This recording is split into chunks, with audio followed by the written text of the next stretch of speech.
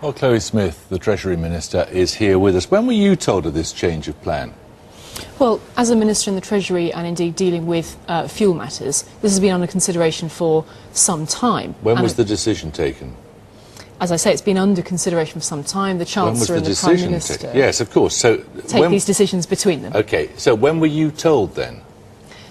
I've been involved in this for some time, and but you didn't take the decision, obviously. You've just said the Chancellor and the Prime Minister did. So when were you told? We had a collective discussion of that in due course, and although I can't, give you the sort of full gory details did it happen of political today? Processes, I can't sit here and tell you the ins and the outs. No, it's not appropriate for me to tell you the ins and the outs. Why isn't it appropriate? You're coming here to defend a change of policy, and you can't even tell me when you were told what the change of policy was. Because as a Minister in the Treasury, I've been involved in the discussions for some time. As I've said to you, the Chancellor and the Prime Minister take those decisions. I'm not going to be able to give you a running commentary on exactly who said. I'm not asking for a running commentary. I'm asking for a statement of facts about when you were told. You were told sometime today, clearly. Was it before lunch or after lunch? I'm not going to give you a commentary on who says what and when. That's about how government I just want to know when you were told. I'm not even going to ask you who told you, but when were you told what the change of policy was? This has been under discussion for some weeks. Right. And at some point during those several weeks, they communicated to you that there had been a decision to change the policy. Indeed, and today, in front of Parliament, we revealed to Parliament, as is right and proper, by the way, to Parliament, that we were planning to help households and businesses in this way. Is it hard for you to defend a policy you don't agree with? It's not that, I'm afraid, Jeremy. Nice question. I do agree with it. I think it is very important to help households and businesses. You didn't in May. Go on. All right, in May you said, it is not certain that cutting fuel duty would have a positive effect on families or businesses. So what's happened? I think the point to be made out of that, and out of what's then been said today, is that it's important to do what you think you can to help households and businesses. In a world that we're facing, and I think your intro pulled some of these themes out, in the world that we're facing where things are very hard for households and businesses, you have to do what you can, and you have to do that in good faith so that they can get the help they need at these hard times. But you said it wasn't certain that cutting fuel duty would have a positive effect on families or businesses. That was on the 23rd of May. Now, what's happened between the 23rd of May and today, which is what, the 25th of June? Jeremy, I don't think many things are certain in this world. I think the point is, on that, for example, there are a lot of uncertainties here. Families or businesses could even save the money they kept from, less on fuel duty. There are lots of different ways that could pan out for families and businesses. Why didn't the Transport Secretary know about it yesterday? It's important that the government, excuse me, it's very important that the government acts on concerns it hears. And as I said about who, what and when, the government will make its policy and, importantly, comes to Parliament with it. Isn't the cost of petrol in people's cars a matter of legitimate interest to the Transport Secretary, who didn't know yesterday? Of course it is. It's a matter of legitimate interest to households and businesses. But, of course, as you know, taxes for the Chancellor, and in this case the Chancellor and the Prime Minister took the decision. OK, it's going to cost, you say now, about £550 million.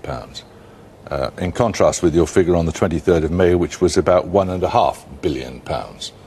What, you just get the sums wrong, did you? No, they actually refer to two slightly different things. The question being asked in May, I believe, was about a full cancellation.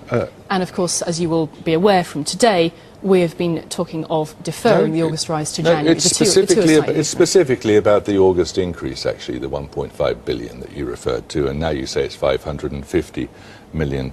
Can you tell us from which departments that gap is going to be made up? Well, as we've said today, it will be made up from, it will be drawn from, and around 500 million is the correct figure because we're talking about a deferral. The figure will be drawn from underspends in departmental budgets. Where?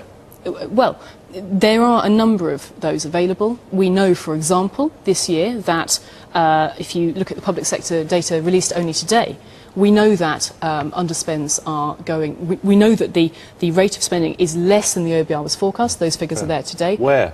We know also that last year there were 4 billion of those, so they are available. Which departments is it going to come from? They fall across and in different ways, and that figure will progress, if you like, Well, through the just course name me of a the few year. departments. No, I won't do that because we'll be don't know? giving you the full details in the Are you autumn waiting statement. to be told that as well? No, because You know, do you? Those- You know which departments have underspent. it is not possible to give you a full breakdown at this point because the figure is evolving somewhat. As per the data today, the data is available monthly in that particular instance. We are clear that what you're looking for now is 500 odd million pounds. You say that various government departments are underspending, although you are unable to tell us which ones. Presumably you do know but are choosing not to tell us. Is that correct? It's an aggregate figure. If you Right. look at the data today, it's an aggregate figure. Fine, you're choosing not to tell us which government departments have underspent. It's an aggregate figure, and I think that's what's important here. The figure says there is enough underspend there to fund a policy like this. And what's really important is So when you we see assert. that kind of funding available, we want to spend it for the good of households and businesses. And can you just confirm to us that the number one priority of your government is reducing the deficit?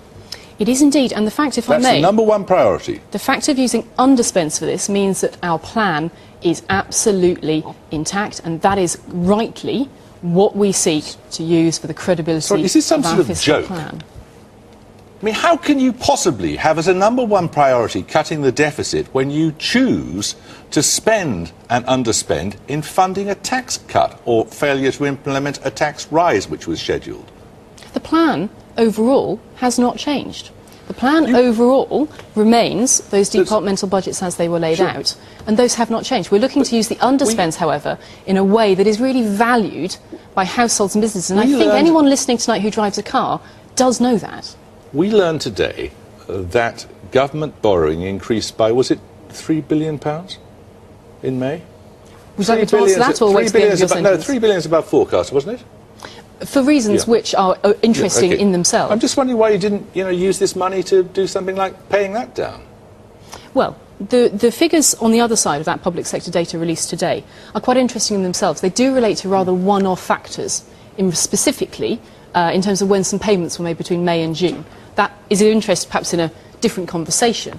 But the fact is here, we are sticking to the overall plan and taking the opportunities we have to help households and businesses. Do you ever wake up in the morning and think, my God, what am I going to be told today? I wake up in the morning and know actually that some of my constituents will really value not having to pay that little bit more on fuel prices come August because the cost of living is pretty tight at the moment, and everybody does know that. I do think this move today is valuable. It's not just a Westminster Village story, Jeremy, it's real money in real people's pockets. Oh, we all understand that. Good. You ever think you're incompetent?